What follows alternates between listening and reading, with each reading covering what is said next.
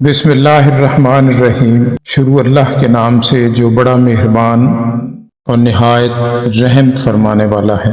بلغ العلا بکمالہ کشف الدجی بجمالہ حسنت جمیع خصالہ صلو علیہ وآلہ۔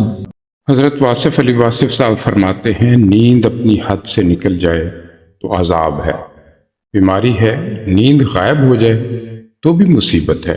اس لیے مبارک زندگی وہ ہے جو نیند سے محروم بھی نہ ہو اور نیند سے مغلوب بھی نہ ہو۔ ہماری زندگی اور زندگی کے مشاغل کسی اور زندگی کے لیے ہیں۔ یہ زندگی ایک خواب ہے، ایک نیند ہی کا عالم ہے، لیکن افسوس کہ انسان کی آنکھ اس وقت کھلتی ہے جب وہ بند ہونے لگتی ہے۔ تنہائی صرف اس کو زیب دیتی ہے جو لا شریک ہے، جو ماں باپ اور اولاد سے بے نیاز ہے۔ لا مقام میں رہنے والا تنہا رہ سکتا ہے، لیکن زمین پر رہنے والا تنہا نہیں رہ سکتا۔ یہ انسان کی ضرورت بھی ہے اور اس کی فطرت بھی۔ ہماری ہر صلاحیت رفاقت کی محتاج ہے۔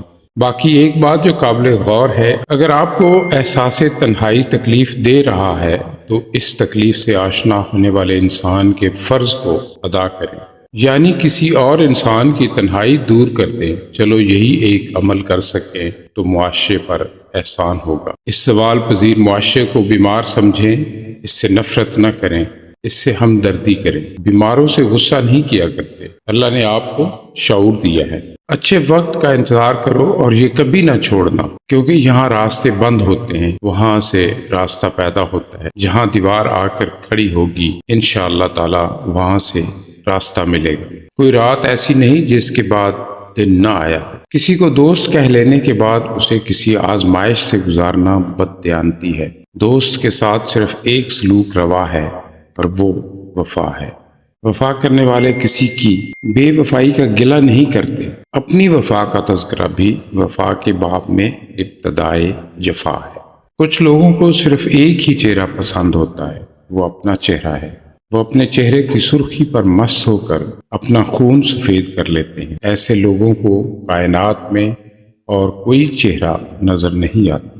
قرآن پاک کو کسی زبان میں پڑھا جائے، اسے دل کی زبان میں پڑھا جائے، محبت سے پڑھا جائے، ادب سے پڑھا جائے۔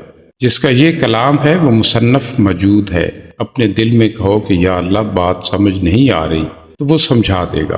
تو وہ محبت کرنے والوں کو سمجھا دیتا ہے۔ مومن جو ہے وہ ہر روز صبح سویرے اپنی زندگی کا نئے سرے سے آغاز کرتا ہے۔ جس طرح کہ نیا بچہ پیدا ہوتا ہے، اسی طرح مومن پیدا ہوتا ہے، کیونکہ توبہ کر کے رات کو پچھلی زندگی ختم کر دیتا ہے اور کہتا ہے یا اللہ آج تک مجھ سے جو کچھ ہوا اس سے میری توبہ معافی۔